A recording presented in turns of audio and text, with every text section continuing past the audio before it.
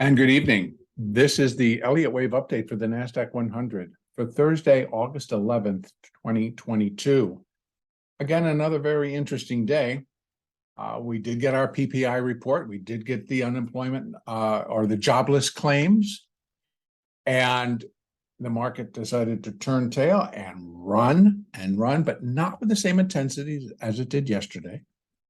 But the NASDAQ did manage to get up and give a good test to the daily 200 EMA. And it held. And today's high was, was 13,575. So we kind of exceeded that 200 moving average by 21 according to its current position. But what's more important is that not only did it exceed it, but that's not a break, because it retreated and then it retreated and then it retreated and it retreated. So the way that I'm viewing what happened after this number and after the opening and after everybody who thought they had to buy went in and bought, the sellers came in and made their statement. They rejected the level. And not only did they reject it, they continued to reject it to enforce their point.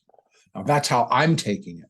Others may think of something different, but I'm going to bring this down to the 4-hour chart, open it up. Let's take a look. You can see it was go up and then for the balance of the session, go down. Now, granted, they decided and they just had to do it. They bought it back up $50 in that last, what I call overtime, right? The permitted additional hour after the markets close. They, in their interminable minds, they decided to come up with this plan. We'll give an extra hour for funds, hedge funds, for mutual funds that have a lot of redemptions and new money, et cetera, to come in and use that last hour to do their trades. And so within that last hour, I don't know if it was the funds themselves with the new money or whatever money they have, or it was just additional market makers, other traders, but they decided to buy up the market. And after reaching our low just above 13,280, they decided it was time to, or actually it was 13,200, I'll tell you right now, 85. And they bought it up to, and it closed at 13,346, almost 47. Now, that we see often.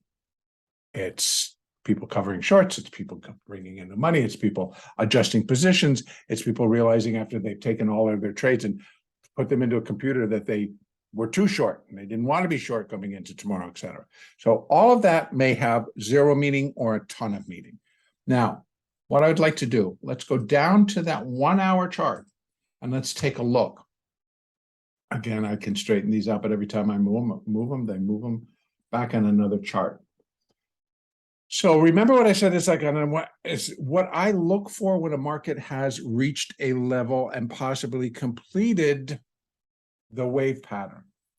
So again, I'm marking this as a 5. That's a pretty strong rejection. That was the follow-through rejection. We basically had an hour and a half of upside, and then, but most of it was rejection. So pretty much in my mind, the balance of the day after reaching that high, which again was within the first 30 minutes of trade, right? This, my clock is 7 because I live in the Pacific zone, is 10 o'clock. Market opens at 9:30. So by 10 o'clock, we'd reached the high and already sold off. These are interesting but important. So whatever the narrative was, it reached a level where those choosing the narrative and basing the narrative found it, oh, we reached our level, sell. And that's what it looked like to me. Now, what I look for on my hourly chart to give me confirmation And then also to support the downside move is I look for 5 waves down on the hourly chart. Well, as you can see, the best I can do right now is 3. So right now we're being left with an ABC down, with the market moving up off that level. Now that doesn't mean that it could not be 1, 2, 1, 2. And we walk in tomorrow or overnight tonight, they start pounding this market, because what it would suggest is that we drop into a 3-3 move. And that's just the beginning. We're just in the beginning. So I don't go too fast on trying to interpret what I'm saying. If we are in the next down cycle and it happens to be the minor third, which is view number 1, right? I'll go back out to that daily real quick for us. If it's the minor 2 and we're dropping off and to begin a minor third wave, I'm looking for an initial on my hourly 5 waves down on the hourly chart, countable. And that would include that third wave breaking into its own 5. I want clean, the wave 1, the 2, wave 3, discernible 5 waves within it or more, and then a 4, and then a 5. So this is going to take maybe until next week to start to really unfold. Now, as it is left, the only way that I can truly be of any service to say, what can we expect for tomorrow? Right now, I would expect the way things are being left, that the market will again turn lower and start to sell off again. And where do we have any supports? Well, I'm going to go by moving averages right now before I add the Fibonacci. Moving averages tell us we have the 50-period moving average on an SMA, simple moving average, right here at 13,271. Then we start to drop, and then we have the 200-period SMA at 13,166, the EMA on the 200-period at 13,124. That still leaves us above 13,000. I want this initial 5 waves to come down and break below 13,000 and essentially break below 12,961, which happened to be Tuesday's low. Now on Wednesday, we hit our low early during Globex, and then we had that big rush, and then we had that follow through buying, and they weren't going to be fooled twice. You see, that was this whole thing. We won't be fooled twice. We're buying it anyway. And that actually was buying on the number. Actually, maybe that was the number. And then this was the start of like, well, we don't know. And then this was like, okay, our markets are open. Now we can push. Because there were people who said, we will not be fooled twice. We're buying it right away. And then it was reached the level. Boom, we're done. Sold. Now, this is a clean 5, right? 1, 2, 1, 2, 3, 4, 5 of 3, 4, 1, 2, 3, 4, 5. It's a clean 5 up on the hourly. This is the type of pattern that I'd like to see coming off to give me confirmation that this is done and we are now beginning our next move down. Now, go back out to that daily chart. What could that move be? Number 1, it could be a minor third wave. And within that minor third wave, there will be 5 waves of minute degree, a 1, 2, 3, 4, 5. So same plan, we would be impulse, we would be back on a third wave down, puts us back into trend. I still say the trend, the longer term trend is down. Contrary to popular belief, contrary to the pundits, contrary to all of the commentary, which is trying to paint a very rosy picture about what's going on in the markets, what we're doing and how forward thinking we are. We actually go out 6 months, et cetera, et cetera, et cetera. It's like horse manure. Right now, it's a narrative that's being spun against reality. And we had 2 reports that showed a little bit of a contraction in the inflation. 1 month, we had a contraction, primarily because crude oil prices have started to come down. But look at where crude closed, just under $94 a barrel. And we're peeing in our pants because, oh my God, inflation's under control now. Okay. I don't know about the rest of you, but I happened to have a break today and I took myself to the grocery store. I thought, well, I just need a few items. But what I needed and buying them all on sale, still here in California, was $100. I didn't fill the shopping cart, and I certainly didn't fill all the bags.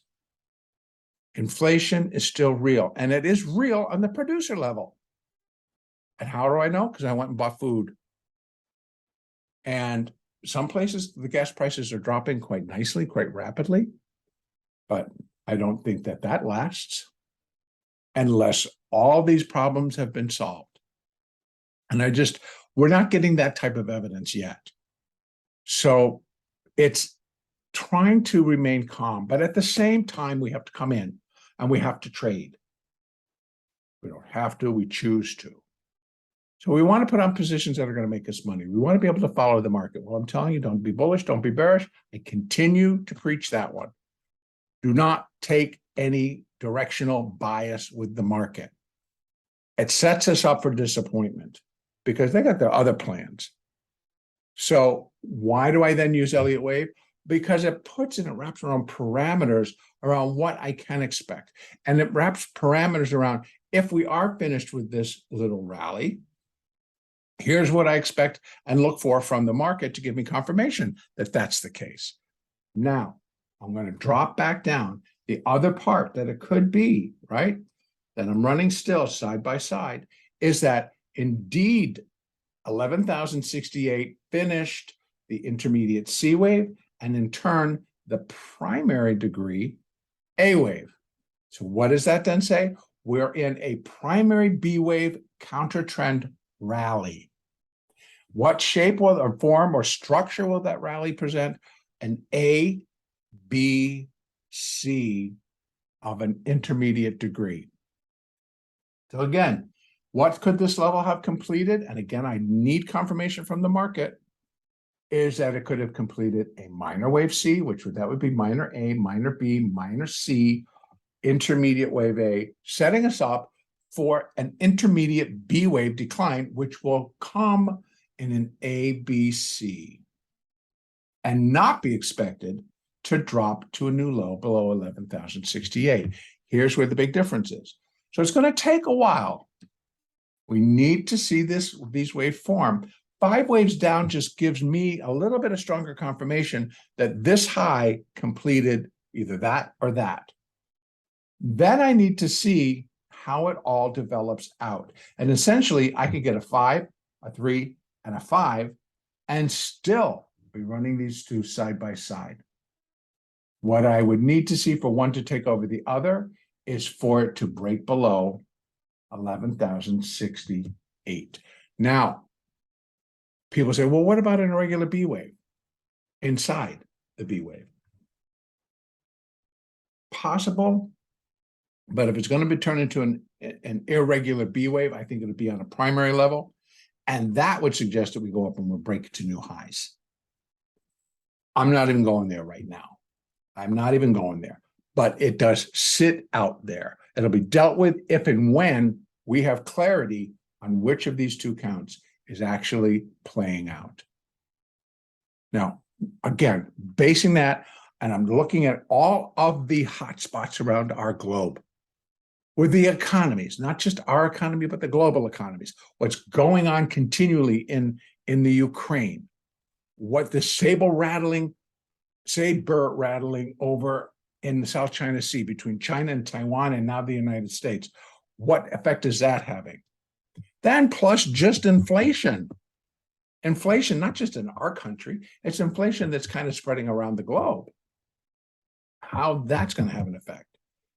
It takes a lot longer than a few months for inflation to be dealt with and to rescind and to go back. It isn't just a momentary thing, not at these levels. If it was momentary, we would have seen a blip in the price of bread, a blip in the price of gas, and it would have been over and we would have returned back down. It's not a blip. Price of oil has been on the rise for quite some time. It's not a blip. The supply chain got disrupted due to of many factors. It's not a blip. So the narrative that's being spun, that to my mind is the blip. Now, I could be 100% wrong, but this is what I stand on. And people may disagree, and I welcome that.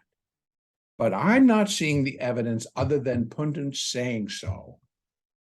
And the yield curve becoming inverted, which, by the way, if anybody paid attention today, the long bond, the 30-year bond, was down over 2 points at one juncture. Why? Because the 30-year bond auction yielded higher. They didn't continue to drop. They yielded higher. Oh, so this yield curve inversion was a blip? Possibly. It's not all said and done yet.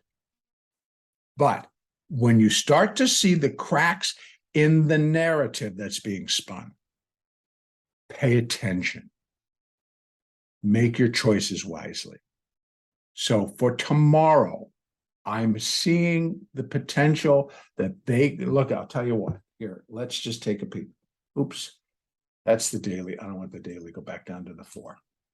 All right, so now I'm going to open this up. Now, look at this. Rejection, bought it back up to a new high. Rejection, bought it to a new high. Rejection, took it to a new high. Rejection, took it up. We have seen this thing rejected, rejected, rejected as it flows higher within the context of a counter trend move.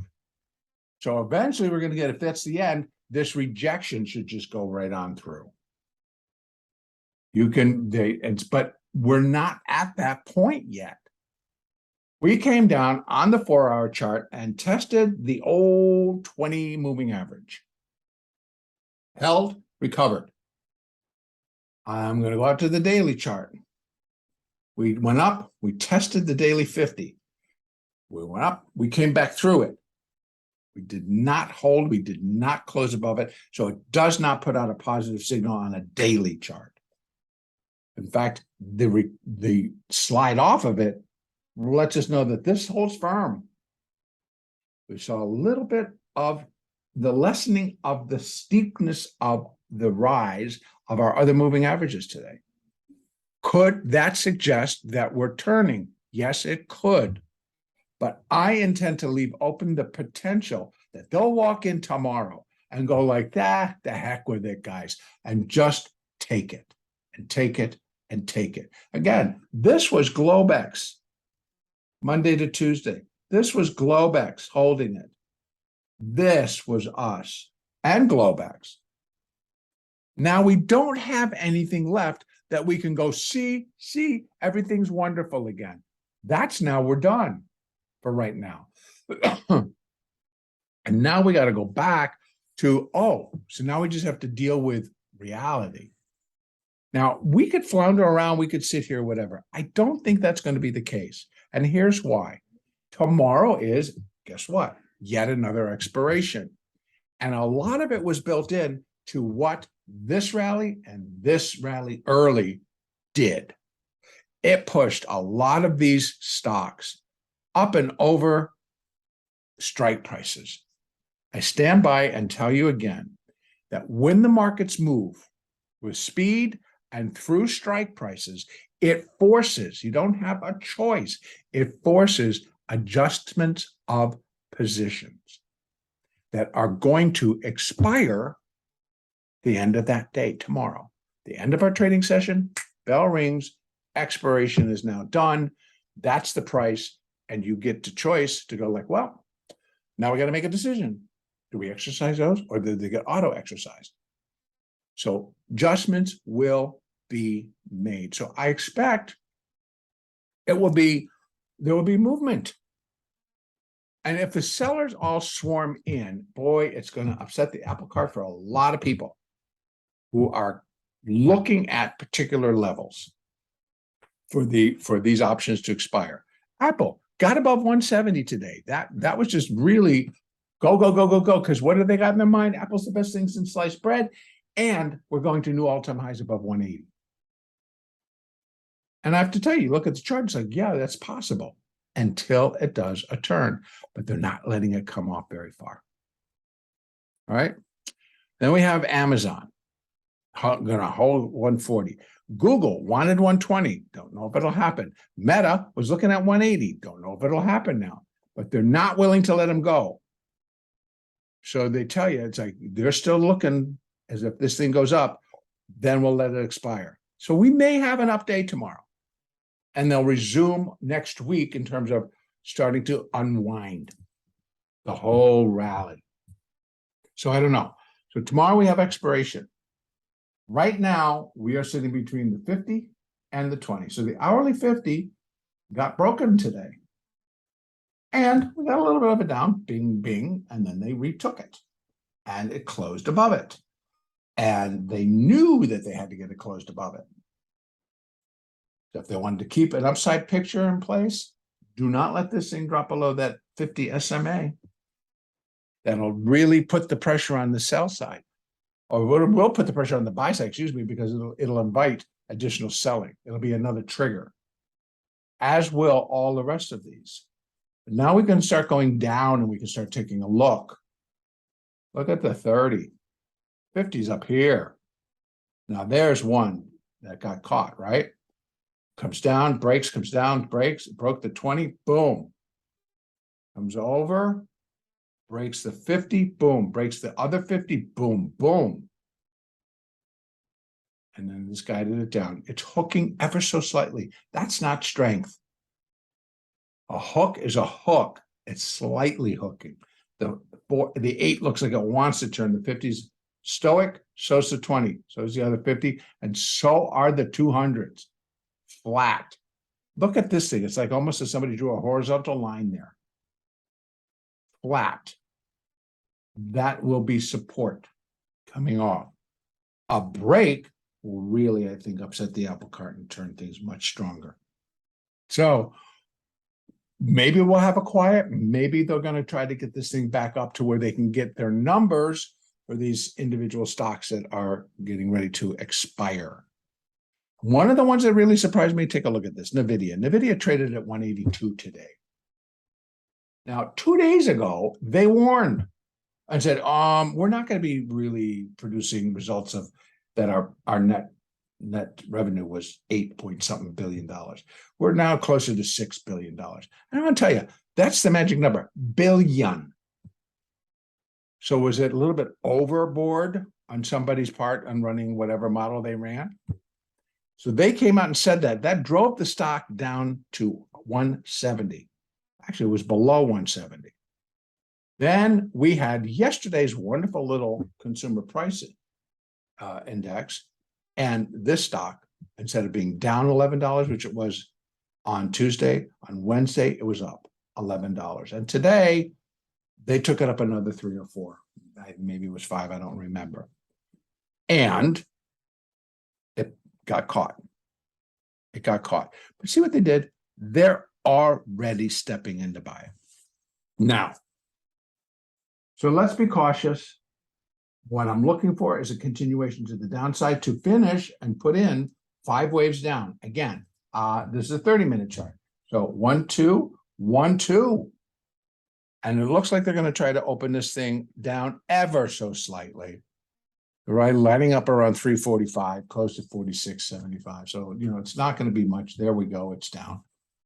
But they're going to turn around and buy it right away. So let's see what happens and expect either side. So upside, here are resistance on the 30-minute. And if I come back out to the hourly, we've got resistance at all these points. Right now, we got resistance at the hourly 4, we got resistance at the hourly 8, we got resistance at the hourly 20. After that, we have resistance at 443 to 450, just all the way back up. This actually, that 200 up there at 13,554 remains valid. It did not break. Went above it, came right back below it, closed below it. So I'm not including additional Fibonacci's coming off because I'm using the moving averages right now. And I will follow the price action tomorrow, which will give me points of control value area, high and low, extended. Now, again, I will say, as it was coming off, a lot of the extended or the naked points of control and the naked value areas or extended value area got touched, got hit. So it took away a lot of levels already just in today's trading. So we'll see what develops tomorrow in terms of those particular additional on the way down would be pause points or break points that would cause additional hard selling. So that's kind of the picture for today. Stay alert. I know it's been a busy week, a hard week for a lot of people. Today was another day of some pretty solid, great trading. So it's right up there again with, producing some nice profits, profitable trades. I have no idea tomorrow. We could just open up, stay right here, and then the end of the day, do a bebop higher. Now you can just see they're just going to try to take this going, take it up and see what happens. But it already opened up quite a bit, and now they're already coming back in and taking it down. In any case, have a great trading day tomorrow. Expiration, no major numbers, no major reports coming out tomorrow. So we'll see what the market wants to do. Stay open. Do not have a bullish or bearish bias. Try playing the price action against moving averages, against the order flow market profile.